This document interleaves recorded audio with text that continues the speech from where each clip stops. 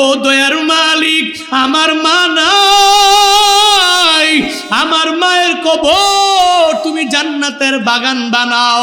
আজকে আমি মাথার মধ্যে পাগড়ি নিয়ে দুনিয়ার কোথাও যাই নাই, আমার মায়ের মাকবারার সামনে এসে দাঁড়ায়া গেল। আমি আজকে হাফেজে কোরআন হইয়া তোমার কাছে আমার মায়ের জন্য আবদার জানালাম। এতগুলো মানুষ নিয়ে দোয়ার মধ্যে আমি তোমার কাছে আরজি পেশ করছি গো আল্লাহ, আমার মায়ের কবর তুমি জান্নাতের বাগান বানায়া দাও। আমার মনে হয়েছে ওই মা কি পরিমাণ ধন্য হয়ে গেল, যেই মায়ের সন্তানটা হাফেজে কোরআন হইয়া মাথার মধ্যে পাগড়ি নিয়া আজ পর্যন্ত নাবালক সাবালক হতে পারে নাই। এত ছোট বাচ্চাটা ওই মাকবারার সামনে গিয়া দাঁড়াইয়া ওই মায়ের জন্য যে রব্বির হামহুমা কামা রব্বায়ানি সগীরা এই বলে বলে বলে যে দোয়া করে দিল, আমার মনে হয়েছে ওই মায়ের কবর যদিও জাহান্নামের গর্ত যদি হয়ে থাকে, হাফেজে কোরআনের দোয়ার বদৌলতে আমার মনে হয়েছে তার মায়ের কবর আল্লাহ জান্নাতের বাগান বানায়া দিয়েছে। জীবনের মূল কষ্ট মায়ের, প্রসব বেদনায়,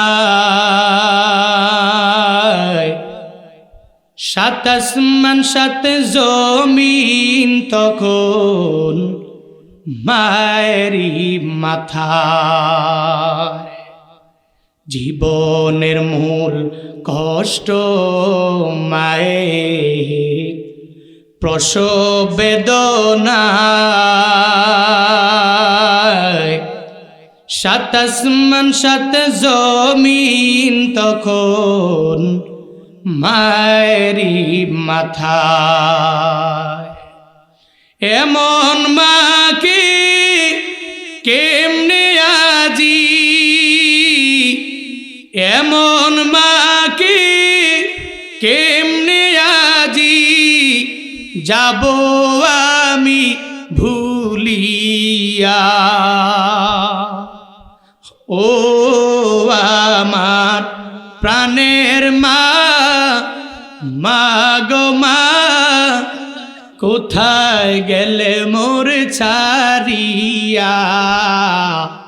জনম দুঃখী এতিম আমি, চায় না কেহ ফিরিয়া।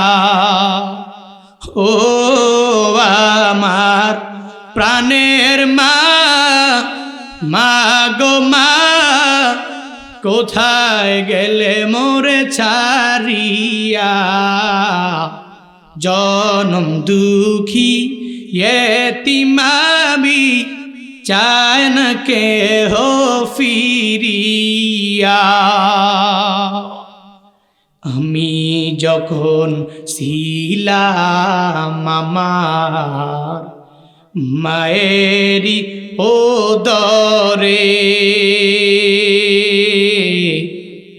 চলাফেরা করতেন যে মায় কত কষ্ট করে। আমি যখন ছিলাম আমার মায়েরই ওদরে, চলাফেরা করতেন যে মায় কত কষ্ট করে।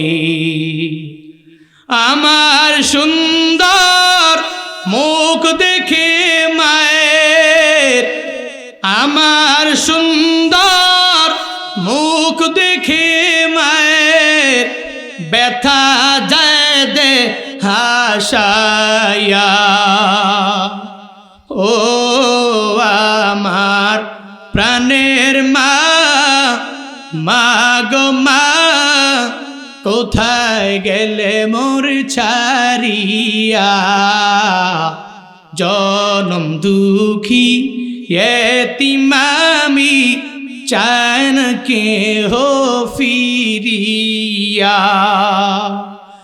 ও আমার প্রাণের মা, মা গো মা, কোথায় গেলে মোর ছাড়িয়া, জনম দুঃখী ইয়েতিম আমি, চায় না কেহ ফিরিয়া।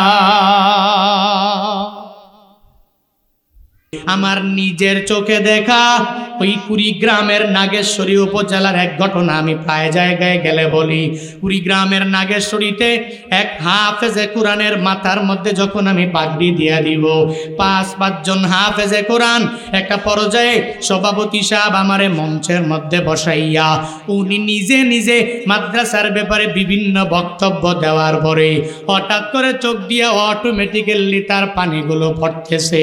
আমি তাকে জিজ্ঞাসা করলাম, সভাপতি সাহেব, এত বড় ময়দানের মাঝে চোখের পানি ফালাইয়া কান্না করার কারণ কি?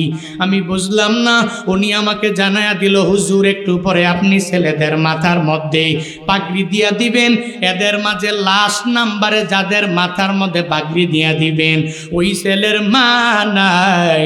এই কারণে ওই ছেলে আমার ছেলে হওয়ার কারণে আমার স্ত্রীটাও দুনিয়া থেকে বিদায় নিয়ে চলে গেল। এই ছেলেরে আমি কত কষ্ট করে করে মাদ্রাসায় পড়াইয়া হাফেজ বানালাম। আপনি তার মাথার মধ্যে পাগড়ি দেওয়ার পরে একটু মাথার মধ্যে হাত বুলাইয়া আপনি তার জন্য একটু সুন্দর করে দোয়া করে দিবেন। আপনি দোয়া করে দিবেন যাতে আল্লাহ তারে হাফেজে কোরআন বানাইছে একজন দামি শাইখুল হাদিস যাতে আল্লাহ তারে বানায়া দেয়। এই বান্দার কথা শোনার পরে আমি এক এক করে সবার মাথার মধ্যে পাগড়ি দিয়ে দিব। একজনের মাথার মধ্যে পাগড়ি পেছাইলাম, আমি তাকায়া দেখি ওই ছেলের চোখে মুখের মধ্যে হাসির কোনো অভাব নাই। তার চোখের মধ্যে হাসি, তার মুখের মধ্যে হাসি। এর একমাত্র কারণ হলো এত বড় ময়দানের মধ্যে হাফেজে কোরআন হইয়া আজকে পাগড়ি নিয়ে নিবে। খুশি না বেজার? হ্যাঁ, কি পরিমাণ খুশি! এই যে একটা বিশাল ময়দান, এখানে যদি মাদ্রাসা থাকতো দিস্তারে ফজিলত উপলক্ষে মাহফিল আসছে, একটা ছেলে আইসা মাথার মধ্যে পাগড়ি ঘুরাইতেছে প্রধান বক্তা, ও তো মনে মনে ভাববে এই এলাকার মানুষগুলো তো আমার এলাকার, তো এই জায়গায় সে দাঁড়াইয়া যদি এতগুলা মানুষের সামনে প্রধান বক্তা তাকে যদি পাগড়ি দেয়, তার মনটা খুশি না? কথা বলেন না কেন? খুশি কম না বেশি? তো একজনের মাথায় পাগড়ি ঘুরালাম, ও অনেক খুশি, একটু বেজার না, অনেক পরিমাণ খুশি। দ্বিতীয়জন আসলো, তার মাথায় পাগড়ি ঘুরালাম, অনেক পরিমাণে খুশি। তৃতীয়জন আসলো, মাথায় পাগড়ি ঘুরালাম, খুশি। চতুর্থজন আসলো, মাথায় পাগড়ি দিলাম, খুশি, চলে গেল। পঞ্চম জন আসলো, মাথায় পাগড়ি ঘুরালাম, চলে গেল। কয়জন গেছে? কথা বলেন না কেন? এদিকে পানি কি আছে? পানি দিন। কয়জন? 5 জন, মোট হলো 6 জন। প্রোগ্রাম মাদ্রাসার কোথায় যেন, কোন জেলায় যেন? ভাই, আমার নিজের দেখার চোখের ঘটনা, নিজের বাস্তবতা, ওই কথাই আমি বলছি।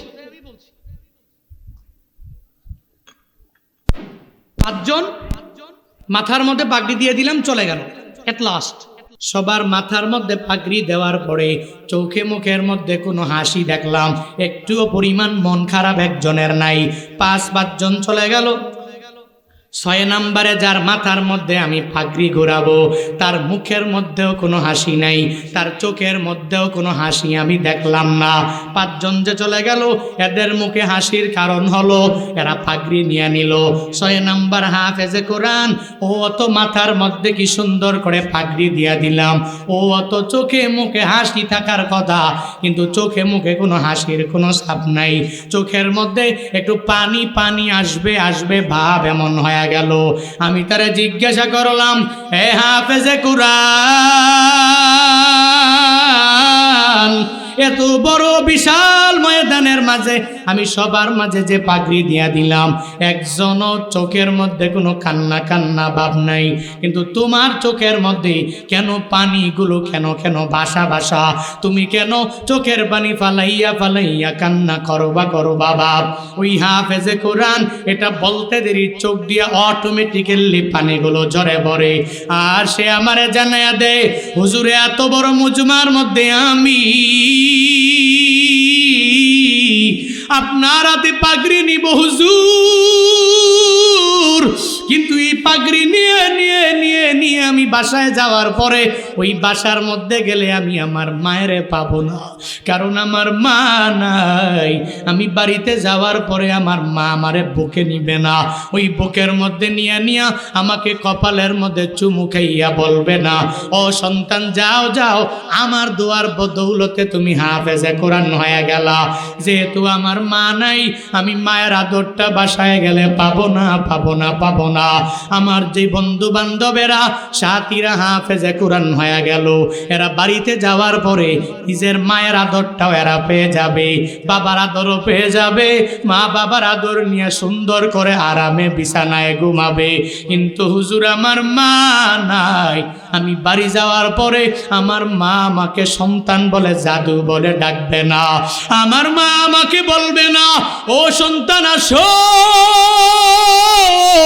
কত কষ্ট করে করে তুই 30 পারা কোরআন তুই সিনায় ঢুকাইছো, আজকে তোর কপালের মধ্যে আমি চুমু দিয়ে দিয়ে তোর জন্য সুন্দর করে দোয়া করে দিব, যাও যাও। যেহেতু আমার মা নাই, এজন্য আমি চোখের মধ্যে হাসি আনতে পারি না, আমার পুরা মুখের মধ্যে বিন্দু মাত্র পরিমাণ হাসি আমি চাইলেও আনতে পারি না। এই কথা বলে চোখের পানি ফালে আসে আমার কাছে আবদার জানায়, হুজুর বয়ানের পরে আজকে হাফেজে কোরআন আমি পূর্ণাঙ্গ হয়ে গেলাম, মাথায় পাগড়িও দিয়া দিলাম, আমার মায়ের মাকবারার সামনে দাঁড়াইয়া ওই মায়ের জন্য আমি নিজে একটু মুনাজাত ধরে ধরে দোয়া করব। বয়ান শেষ করার পরে আমি সভাপতিকে নিয়ে তার ছেলেকে নিয়ে নিয়ে মায়ের মাকবারার সামনে গিয়া যখন দাঁড়ায়া গেলাম, আমি বললাম আজকে এই মাকবারার সামনে দাঁড়াইয়া বাংলাদেশের যত জায়গায় আমি মাকবারা জিয়ারত করেছি, তবে আমি করব না আজকে মাকবারার সামনে তার সন্তান হইয়া হাফেজে কোরআন হইয়া মাথায় সদ্য পাগড়ি নিয়ে নিয়া তার মায়ের জন্য সে নিজেই দোয়া করে দিবে। ও মুনাজার সাথে সাথে উঠে ফেললো, একটুও পরিমাণ লাহানে জলি করে নাই, একটুও পরিমাণ লাহানে খফি করে নাই, সাথে সাথে মুনাজাত ধরে অনেকগুলো কোরআন থেকে দোয়া কালাম পরে পরে এরপরে নিজের মায়ের জন্য চোখের পানি ফালায়া ফালায়া ফালায়া দোয়া করে আল্লাহর কাছে বারবার ওই মুনাজাতে রুনাজারি করে আবদার জানায়, ও দয়ার মালিক আমার মা নাই, আমার মায়ের কবর তুমি জান্নাতের বাগান বানাও। আজকে আমি মাথার মধ্যে পাগড়ি নিয়ে নিয়ে দুনিয়ার কোথাও যাই নাই, আমার মায়ের মাকবারার সামনে এসে দাঁড়ায়া গেল, আমি আজকে হাফেজে কোরআন হইয়া তোমার কাছে আমার মায়ের জন্য আবদার জানালাম। এতগুলো মানুষ নিয়ে দোয়ার মধ্যে আমি তোমার কাছে আরজি পেশ করছি, গো আল্লাহ আমার মায়ের কবর তুমি জান্নাতের বাগান বানায়া দাও।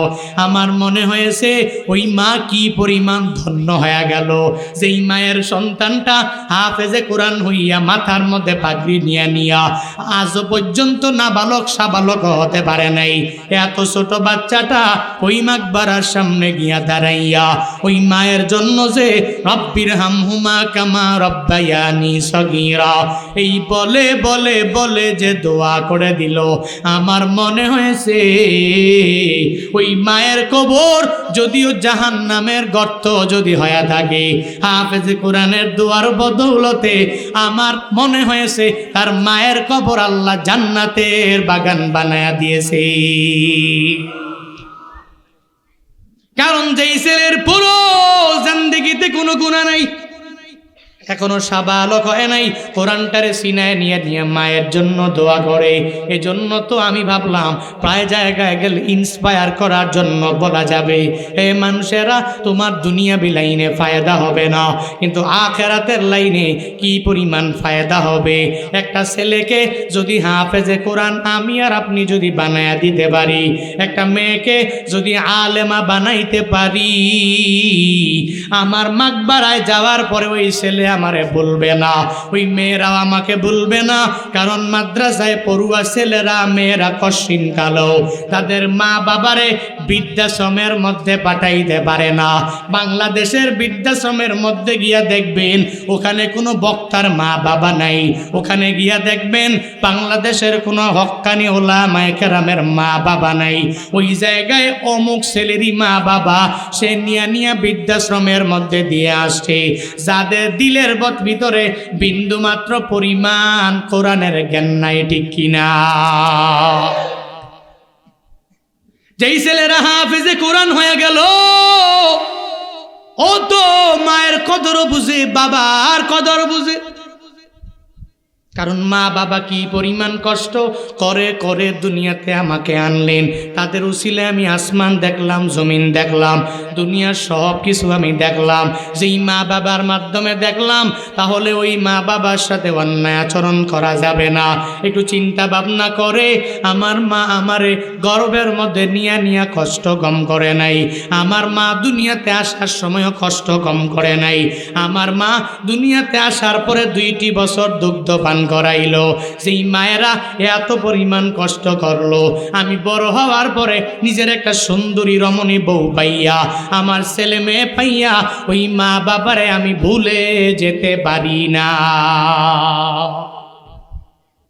যারা বুঝে মা বাবার কদর, ওরা অন্যায় করতে পারে? কথা বলেন না কেন? ও ভুলতে পারে না, কারণ ও জানে মা যেই পরিমাণ কষ্ট করেছে আমাকে গর্বে নিয়ে, ওই পরিমাণ কষ্ট দুনিয়াতে আমার বাবাটাও তো করে নাই, আমার দাদাও করে নাই, আমার দাদি করে নাই, আমার নানা নানি করে নাই, আমার বন্ধু বান্ধবেরা করে নাই, আমার বউ করে নাই। নিঃস্বার্থভাবে উইদাউট এনি পেমেন্ট যেই কষ্ট মায়েরা করে, পৃথিবীর কোনো ব্যক্তি উইদাউট এনি পেমেন্ট আপনার জন্য এত কষ্ট করবে। জীবনের মূল কষ্ট মায়ের, প্রসব বেদনায়, সাত আসমান সাত জমিন তখন মায়েরই মাথায়। জীবনের মূল কষ্ট মায়ের, প্রসব বেদনায়, সাত আসমান সাত জমিন তখন মায়েরই মাথায়। এমন মাকে কেমনে আজি, এমন মাকে কেমনে আজি যাব আমি ভুলিয়া। ও আমার প্রাণের মা, মা গো মা, কোথায় গেলে মোর ছাড়িয়া। জনম দুঃখী এতিম আমি, চায় না কেহ ফিরিয়া। ও আমার প্রাণের মা, মা গো মা, কোথায় গেলে মোরে ছাড়িয়া। জনম দুঃখী এতিম আমি, চায় না কেহ ফিরিয়া। আমি যখন ছিলাম আমার মায়েরি ওদরে, চলাফেরা করতেন যে মায় কত কষ্ট করে। আমি যখন ছিলাম আমার মায়েরি ওদরে, চলাফেরা করতেন যে মায় কত কষ্ট করে। আমার সুন্দর মুখ দেখে মায়ের, আমার সুন্দর মুখ দেখে মায়ের ব্যথা যায় দে হাসায়া। ও আমার প্রাণের মা, মা গো মা, কোথায় গেলে মোর ছাড়িয়া। জনম দুঃখী এতিম আমি, চায় না কেহ ফিরিয়া। ও আমার প্রাণের মা, মা গো মা, কোথায় গেলে মোর ছাড়িয়া। জনম দুঃখী এতিম আমি, চায় না কেহ ফিরিয়া। মায়েরা কষ্ট কম করে না বেশি? কথা বলেন না কেন? গর্বে নিয়ে যে কষ্ট করেছে ওটা বোঝা লাগবে, আর ওর কদর বুঝে যে কোরআন হাদিসের জ্ঞান ভিতরে রাখে, ও মায়ের কদর বুঝে, ও বাবার কদর বুঝে, বিন্দু থেকে বিন্দু মাত্র পরিমাণ শুকর গুজার যেই বান্দা ও কষ্টিনকালে ওই আব্বা আম্মার সাথে অন্যায় আচরণ করতে পারে, ছেলেটাকে মাদ্রাসায় পড়াবেন, পারবেন না ইনশাআল্লাহ? পড়াইলে ফায়দা কি? ও আমল শিখবে। ফজরের পরে কি আমল করা লাগবে, মাগরিবের পরে কি আমল করা লাগবে, এই আমলগুলো ওই মাদ্রাসার মধ্যে পড়ে পড়ে ওই সন্তানগুলো সুন্দর করে শিখতে পারবে। আল্লাহ পাক আমল শিখার উদ্দেশ্যে ছেলেদেরকে মাদ্রাসায় পাঠাইবার তৌফিক আমাদের সবাইকে দান করুন। আরো জোরে পড়েন, আবার পড়েন।